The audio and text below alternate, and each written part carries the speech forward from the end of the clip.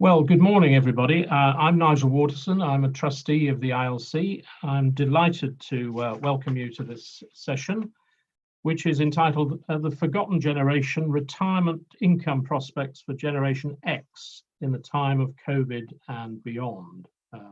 So huge topic, lots to cover. I'm afraid we've had apologies from the Minister, Guy Opperman, Minister for Pensions, with urgent parliamentary business, but we've still got a cracking panel, which consists of Sophia Dimitriadis from the ILC, Daniela Silcock from PPI, and Jenny Holt from Phoenix Group. And we're very grateful to Phoenix Group for supporting this session. There are about 13 million Generation X's in the UK, 1 in 5 of the total population. With many of them, those born between 1965 and 1980, have entered the job market too late to benefit from final salary schemes and too early to benefit from auto-enrolment. So this group is going to face some major challenges in retirement unless policymakers fail to respond urgently. In this session, we're going to share, Sophia's going to share some initial findings on the retirement income prospects of Generation X, and discuss how the government can respond to support the generation over the next 10 to 25 years. And the conclusions of this study will be coming out early next year. There is a facility to ask questions, so please use the button on the right side of the screen if you want to ask the panel any questions.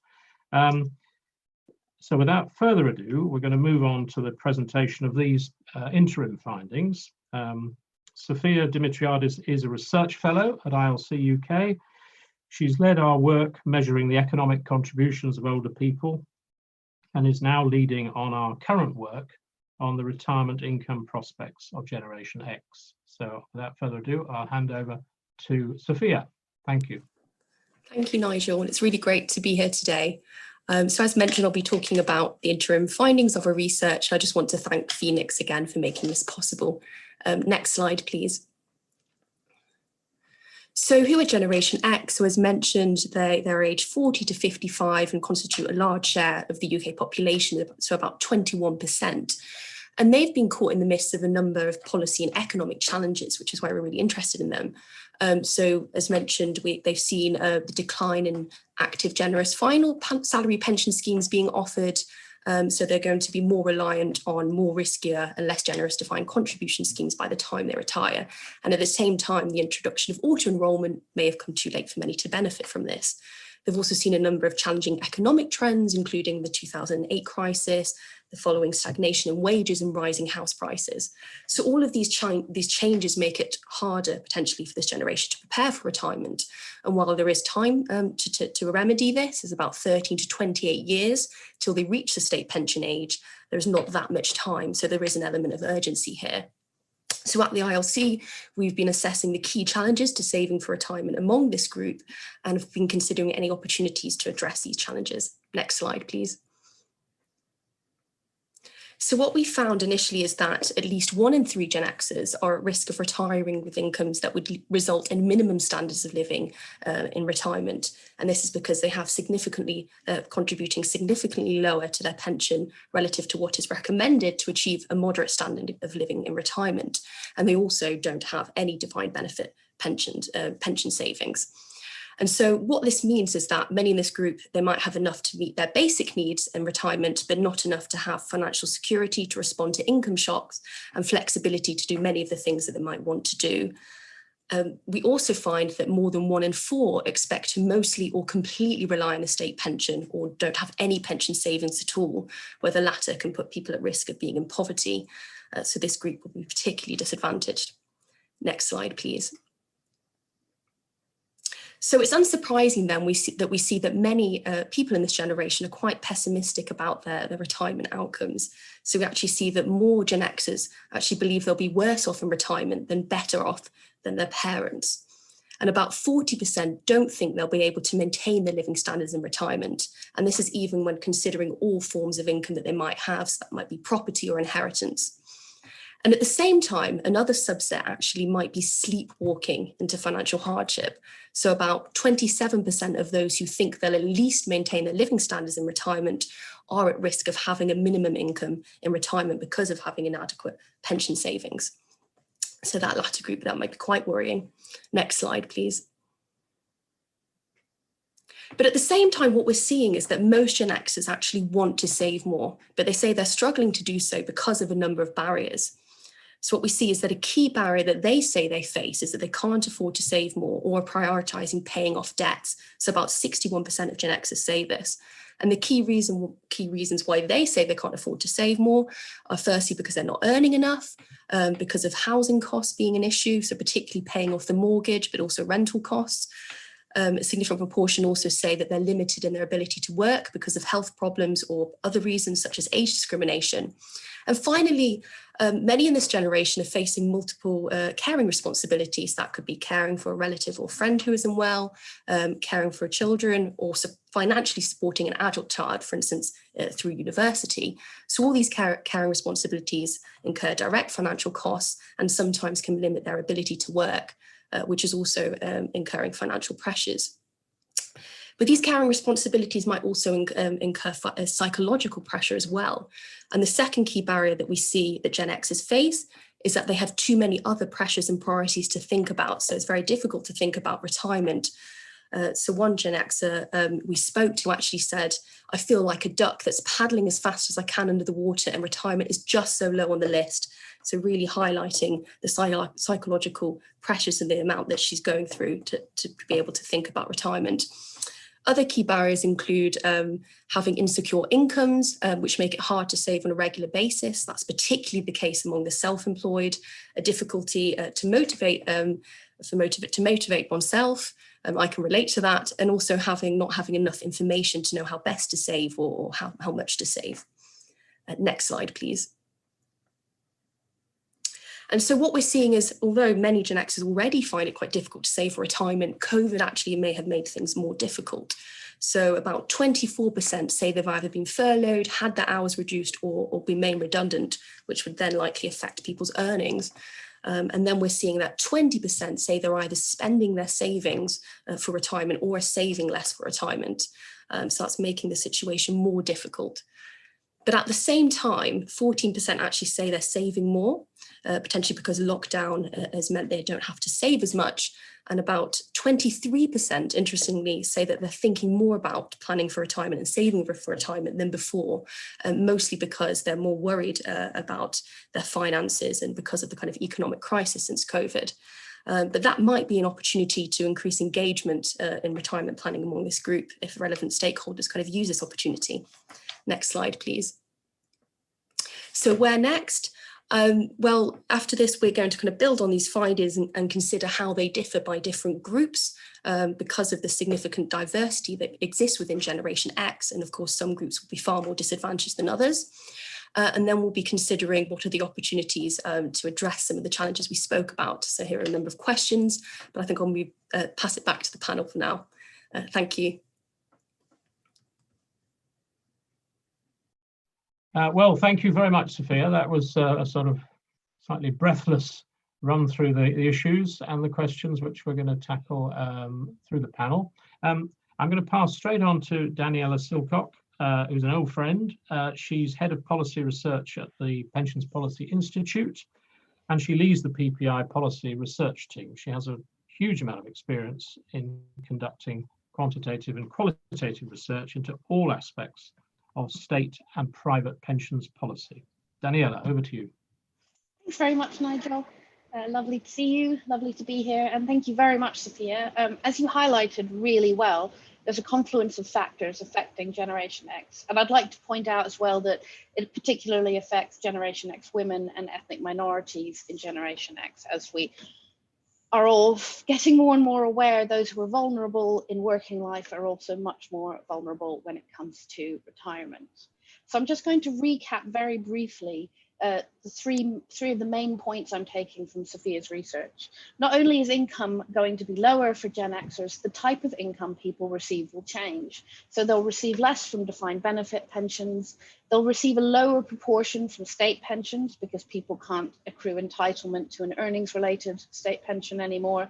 And what this means is their income will be less sustainable. They'll have a lower stream of income from a source which is going to last until they die or inflate every year, which is a main issue, because even if you have enough income at the beginning of retirement, you won't necessarily have enough at the end.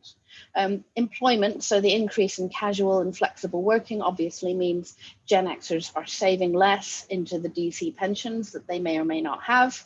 And then economic changes as well, which was touched on by Sophia. So a decrease in house purchase, less likely to own or occupy in retirement, more likely to be in debt, and also a greater need to, or greater likelihood of having the need to provide care in retirement or receive care, all come together to mean there will be higher expenditure needs for this group than for previous generations, and that they'll have to go further, potentially on a lower income. So we've looked at what kind of policy options might help this group. And as I've just broken it up into employment, income, and the economy, I'll look at the policy options in that order as well. So low income risks. We know people in Gen X are likely to have a lower income in retirement than those in the baby boomer generation. And it's important for the government to explore policies for increasing automatic enrollment contributions in line with this, which is fairly obvious. If we're seeing that people in Gen X are less likely to be saving, but if they are saving, have less time to save, and that means we should be looking further into auto escalation. Something really key that comes through here is being aware that changes to the state pension will have a fundamental impact on the incomes of those in Generation X. If you're having less income from private pensions, you're likely to have a much higher income from state pensions. And also there's a lot industry can do. So industry can help develop products which provide both sustainability and flexibility in retirement income. So annuity and drawdown hybrid products help members look at how to calculate how much they need to contribute in order to meet certain targets in retirement, and generally work with employers to provide financial education in the workplace. Employment risks. So we know income will be lower, and we know this is partly because of the way Gen Xers work. It's important to remember that not everything can be fixed with pensions policy. A lot of this is about people who are inevitably going to be poorer in retirement. So it's worth looking at the means tested benefit system and ensuring it's fit for purpose to help those who maybe through no fault of their own are going to end up on a much lower income in retirement. As well, employment risks can be somewhat addressed by incentivizing education and retraining for those who are maybe having to shift between different types of work, especially as we're seeing the skills demanded from the workplace are changing. Let's continue to promote access to contributions from employers for those in casual or part-time work, and really let's focus on the self-employed, because this is the group that's growing larger and larger and is least likely to be accessing pensions. I think last time I looked at this, it was somewhere between 15 and 17% of self-employed people are saving into a private pension. And finally, economic changes. We know people are getting a lower return on savings. People are more likely to be in debt. They're less likely to buy a house, which brings us back to means tested benefits. A, are they supporting people? And B, are they actually set up in a way that assumes people will own a house in retirement? You can lose entitlement to means tested benefits if you're claiming housing benefit, which you're more likely to do if you don't own your own house. So is it time to review the means tested benefit system and say, is it fit for purpose for this new generation of savers that will have different portfolios of saving in different economic circumstances when they reach retirement? And very finally, I think I have 5 seconds left.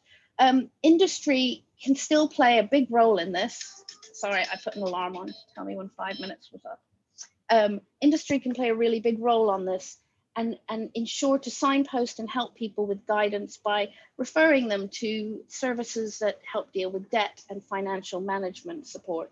So I think the final point is it really is going to take an effort from industry and government, and it's going to be about both pensions policy and labour market policy if we're going to try and reduce the impact of all of these different changes on the retirement incomes of Generation X. Thank you, Daniela, for your final point. That was great. I always remember a politician saying when a politician says finally, he means he's roughly halfway through his speech. But right, let's move rapidly on to Jenny Holt, who is also going to give us her thoughts on these matters. Jenny's Managing Director of Customer Savings and Investment at Phoenix Group. Her focus is on using data and insights to understand customer needs and behaviours, and using this to develop relevant and engaging propositions that support customers with their financial decision making to and through retirement. So Jenny, over to you, please. Thank you very much, Nigel, and good morning, everybody. So I think what we're hearing, I've deactivated my camera. Oh, all right, okay. Sorry about that. So I think what we're hearing this morning is that there's clearly a clear call to action here on behalf of Generation X. So at the Phoenix Group, we are the UK's largest retirement and savings provider with around 14 million customers, and we have responsibility for looking after some or all of the retirement savings of those customers, and that's both a great privilege and a great responsibility. You know, it's our duty to nurture those savings and help people enjoy a secure and sustainable retirement, and that goes really to the heart of our purpose as an organisation. And at a time when there is quite rightly an increased focus on environmental, social and governance credentials, our role in helping people save for the long term is really at the essence and the core of our purpose as a business. So the issues facing Generation X are an increasing concern for us. It's an issue we're aware of both through the findings in this report and what we see within our own data and our own books of business. And last year we worked with Daniela and PPI on the Generation Vext report, and this year working with ILC, that's really allowing us to drill down and understand more about the challenges that are facing Generation X and what we need to do to help. And I completely agree with Daniela's point that this needs to be a combined effort from industry, government, other independent bodies and employers to help solve this problem. So I think that the findings that were shared through this interim report, they're stark. You know, with 1 in 3 Generation Xers facing low incomes in retirement, and with, you know, people feeling very overwhelmed about their decision making, and indeed some people being oblivious that there's a need for them to take action. So we need to really act now to help improve the prospects of this generation. So I'd like to focus in on 3 different areas this morning. The first is around adequacy, the second around engagement, and the third around action. So Daniela talked about adequacy, sustainability and flexibility in her response, and those were the 3 themes which were called out within the PPI's Generation Vext report. I think adequacy is fundamental to this and ensuring that people have saved enough. Danielle also referred to auto-enrolment. Auto-enrolment has been a phenomenal success at encouraging many more people to save into a pension. We now have 10 million more people saving into a pension today than we did previously, and that's fantastic. But we need to do more, both to extend the reach of auto-enrolment and to encourage greater levels of contribution. And I like the fact that Daniela referred to auto-escalation there, because we need to find ways of helping people to increase contributions which feels manageable.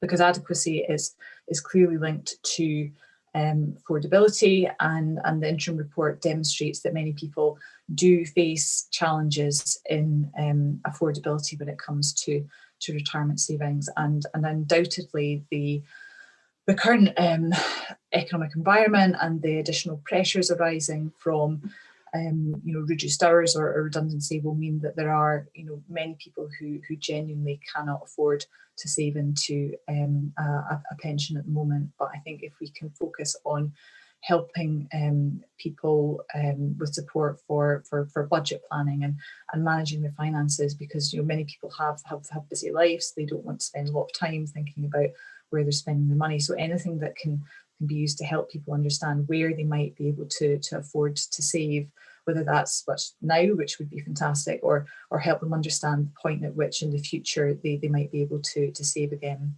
I think that would be really important. So my second point was around engagement. So what do I mean by engagement? Engagement is about relevant, timely and effective communication, which ultimately helps people move to take action. So in the context of retirement savings, that's about helping people understand what they currently have, and that's where the pension dashboard will be really important. Help them understand what choices that they can make to improve their outcomes, and what the different consequences of those choices are. And the more detailed findings in the ILC report will hopefully help us understand a bit more about how we might do that. And then, of course, having helped people understand their choices, we then need to help them with their decision making. And the interim report found that 60% of people were looking for or would welcome some form of guidance and or financial advice to support that decision making. But we also know from recent ABI research that almost 3/4 of people aren't willing to pay for financial advice. And actually, even if they were willing to pay, we just know that there is not enough supply in the advisor market to meet all of that demand. So clearly we have a big gap here that we need to fill to ensure that everyone can get access to the support and guidance that they need to make these decisions.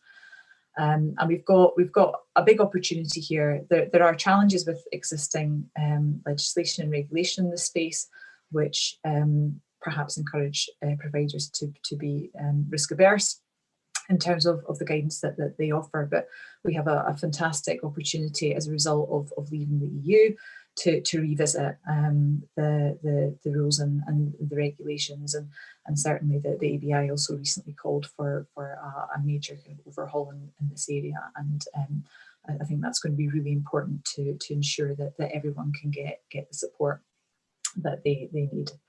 So then the last theme is around action. Having helped customers with their decision making, we do need to make it really easy for them to act, because we know that anytime there's kind of friction in a journey, that can potentially delay people from taking action, or worse still, mean that they don't take any action at all. So that's really important.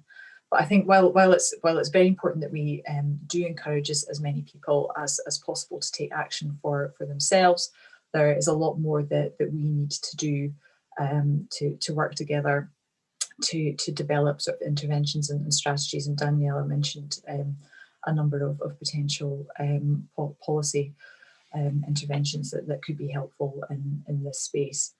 But I think from my perspective, the good news here is that it's not too late for us to act on behalf of Generation X. The sooner we can start, the better, and with the right focus across adequacy, engagement and action, we can make a positive difference. And at Phoenix, we are very much looking forward to playing our part in that.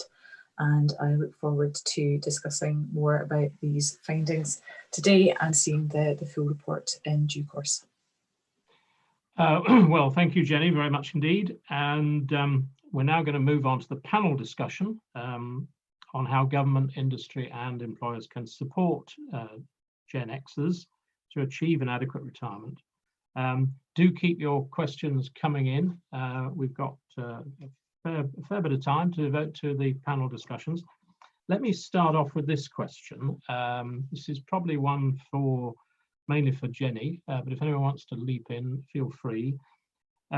Which is, first of all, a two-part question. How has COVID impacted on the drive towards digital for customers? And do you think that Generation X are more or less into technology, telephone apps, all that kind of stuff, than some of the younger generations, or are they sort of on the cusp of not really being very tech savvy for the most part? So taking the first part of the question first, we have certainly seen an increase in the usage of digital channels as a result of COVID. I think people in their day-to-day lives have become much more used to using digital channels and applications, even to communicate with family and friends, and I think that then translates into how they deal with organisations across kind of all aspects of their life. So we have seen quite a large increase in use of our dashboard and mobile app over the course of this year. We have also seen an increase in the take up of digital events. So at the beginning of this year, we moved all of our kind of face-to-face retirement events to a digital format, and we have seen a large uptake in those events as a result. So given that those events are aimed at customers, some of whom will be part of Gen X, I think that does indicate that there is certainly a high degree of engagement with digital channels from this age group. So I don't think it's the case that there's a reluctance to use those channels amongst that age group. Although I do think it is important that we continue to offer choice, because we know that many customers, particularly when they're making a larger financial decision, like to have the reassurance of a phone call or to speak to somebody at the end of it. Thank you very much. This is a much broader question, so I'm going to see if any of the panelists want to leap in, which is, how much do you think COVID has exacerbated intergenerational tensions? I mean, whether it's young people complaining they're being locked down to protect old people, or who's first in the queue to get these vaccines, things like that. I mean, it's a difficult thing to measure, but people are beginning to talk about this more and more. Should older people get the vaccine first, or what about young, healthy people who we want to have back at work? Who'd like to kick off? Daniela, why don't you leap in? I'm really interested in this concept of intergenerational tension, because I think a lot of it is about how the debate is framed, and often it's not necessarily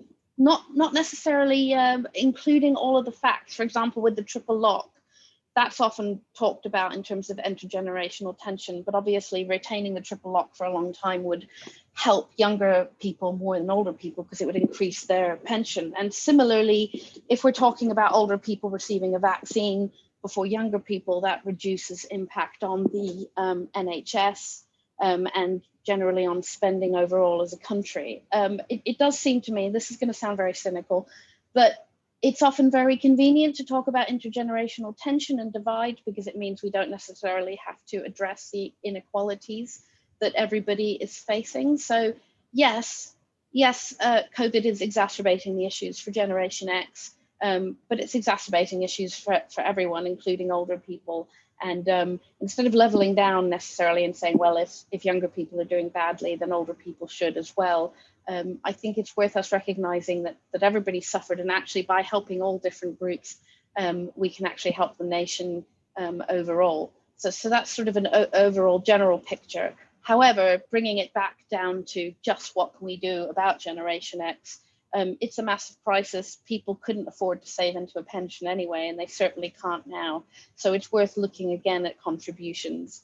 I've been speaking quite a lot to people, obviously, about automatic enrolment and what we can do. And, one of the main issues is the £10,000 threshold, and the fact that people on lower incomes aren't even being enrolled, but then can't necessarily afford to contribute. So I think it's probably time to start looking at alternative scenarios where perhaps employers start filling in the gap for those who are on a very low income and paying the contribution solely, or government provides more credits. I recognize that this is more expensive in the short term, but in the longer term, if we want to ensure that we don't have a huge generation of people in poverty, exacerbated by COVID, dependent on means tested benefits and the NHS, it's worth looking at almost slightly more expensive emergency scenarios now.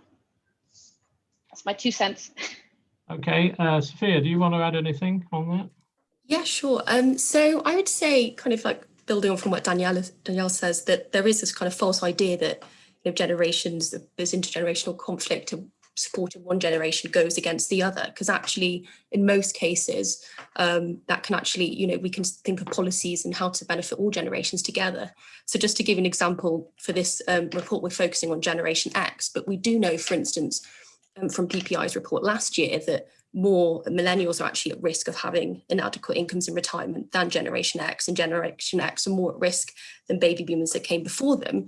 But I do think, for instance, that if we do support policies and try and support Generation X now, that will actually benefit millennials down the line. So just to give an example, if we do something about auto enrollment and we build upon that success, that will benefit all age groups. And I think there is a real urgency to do that for Generation X now, but of course for all generations. And I think, I think that's a really false idea.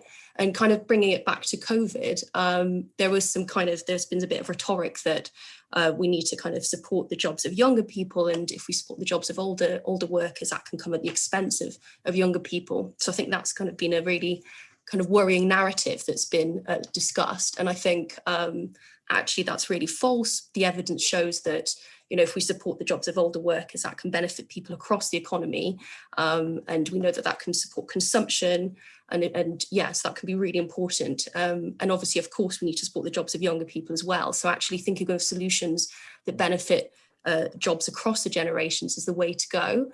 And yeah, I think that's kind of the evidence is supporting that, but the rhetoric is often not going in that direction. Hey, Jenny, do you want to add anything? I don't have anything in particular to add on this question beyond what Sophia and Daniela have already said. Okay, well, here's a fairly pointed question from Alistair McQueen. He says, Generation X is 10 plus years away from retirement, so politicians are 10 plus years away from feeling the political pain. It's wishful thinking to expect politicians to prioritise this issue today. So should we push individual responsibility among Generation X more than public policy? Who'd like to leap into that one? Nobody? Oh, I'm happy to. All right, have a go. Personal responsibility is a tricky one. And I think part of the problem is we're going through all these transitions at the moment, you know, DB to DC, freedom and choice, automatic enrollment, and changes to the state pension. And we haven't been able to take a step back and say, is the system fit for purpose? A full new state pension at the moment is worth around 24% of national average earnings, which means someone might need to save a further to get an income of further 50% of national average earnings if they were on an average earning to replace, to have the same standard of living in retirement that they had during working life. And that's fairly unrealistic. So we can push personal responsibility to some degree, but there needs to be an assessment of what it's reasonable to expect people to save. And if it's not reasonable to expect people to save the amount that there is required, how are we going to fill in those gaps? It seems to me that it really is government responsibility, employer responsibility, industry responsibility, and personal responsibility. And on top of that, we need to remember that auto-enrollment is working because people are so apathetic. So we can push responsibility to some degree, but we also have to accept that a lot of people aren't going to act. So how do we develop policies that get people to do what's best for them in the long run? Okay, anybody want to add anything? Yeah, I could just come in there. Just following on from that point, I think the Institute of Actuaries, for instance, have said that I think people need to save about 26% of their earnings to achieve a moderate income retirement, and that's along with the employer and employee together. But that is a really quite a significant amount of money. People are contributing significantly below that at the moment. So I think the idea that that would all come from individuals might be quite tricky. I think that I kind of agree with Danielle that there would have to be a response from everybody. So employers, individuals, government. I don't think it's realistic to expect them to remedy that shortfall on their own. And at the same time, I think we have seen with auto enrolment that there is a huge inertia to saving, and that's why that has been really successful. So I kind of looking at what the findings that we have, I mean, many people within Generation X are really struggling to even think about retirement because they have too many other psychological pressures at the moment. So it's not just the affordability, it's also that ability to think about it. So there may need to be something building on from auto enrolment to overcome that kind of inertia that, you know, exists because of all those other pressures and things going on. You know, individual responsibility has its place, but we might need, looking at the evidence, it seems that we might need some other kind of interventions as well. Jenny, do you want to add anything on that? Probably just something on timescales, because while we're focusing this morning very much on Generation X, and it's absolutely true to say that that generation has, you know, sort of between 10 and 20 years remaining to take action. A lot of the issues that have been identified in this report and the topics that we're discussing this morning apply equally to those who are already closer to retirement. So I think from that perspective, then we can't really wait 10 years or push this challenge down the road. Okay, thank you. This may have to be the last question from Jenny Harris. Is there a country that is tackling pension poverty for Generation X, middle and lower income earners through policy levers? This is probably one for either Daniela or Sophia or both, if you've come across anything in your researches about this. Well, I'd say that the countries which have compulsory saving obviously are leagues ahead of us. So if you look at Australia or the Netherlands, you're seeing cohorts reaching retirement with much closer to a decent pension. Other countries such as Sweden, maybe through taxation as well, ensuring a higher state pension. But ensuring adequacy across the board tends to be a reflection of compulsory saving or higher levels of taxation.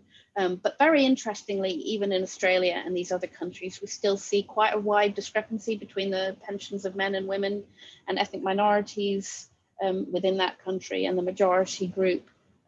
So that's probably one way of getting there, if you can get a political consensus on compulsory saving, that is, but there's still issues within the labour market that then become reflected within private pensions. So it's certainly not the whole answer, if it is the answer at all. Sophia, have you got any thoughts on this? No, not really much to add there. I guess a key difference between the UK and many other countries is that the state pension provision is significantly lower as a share of GDP compared to other countries. So obviously, if we're not going to do anything about that, then we do need to really look at other policies to ensure we tackle that inertia so people do save enough themselves. But I think it's very interesting to learn from other countries. Super. Well, I'm going to kind of pull things to a conclusion now before we move on to the next sessions. I think we've had a fascinating discussion about Generation X.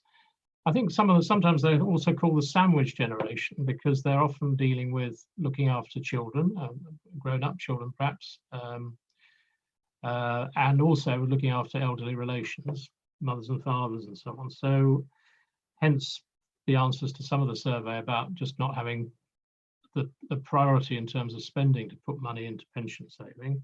And as we said at the beginning, they're also people who've missed out on final salary schemes and haven't really got into auto enrolment. So they're caught between these two problems. I think there's going to be a lot more discussion beyond today about COVID and its effects on intergenerational tensions. As I say, who gets the vaccines first, etc. But the bottom line, as Sophia has very well set out in her interim findings, is that 1 in 3 of this generation are facing low incomes in retirement. I mean, one of the tools that I know people are using more and more is kind of retirement income modeling, sort of stuff that the PLSA put out a year or so ago. The sort of things you will be able to afford depending on how much you're putting into your pensions. And I'd personally like to see that much more upfront in terms of putting it to people, because then it puts it in a real perspective for people's daily lives. We are looking forward early next year to Sophia's final magisterial conclusions on all this. So no pressure there, Sophia. I'd like to thank Phoenix again, Jenny for coming on, and Phoenix again for their support, which is very welcome. They're good supporters of us here at the ILC. And I'd like us to thank the panel. I can't see one of those little things that allows you to clap your hands, so we won't do that, but shows I've become a bit of a Zoom guy. But I would like to thank all of the panel for their contributions, which have been very thought-provoking. Thank you all for tuning in, and just a reminder that the next thing happening straight away after this session is the morning breakout session. So I hope you'll get stuck into those, and thank you again.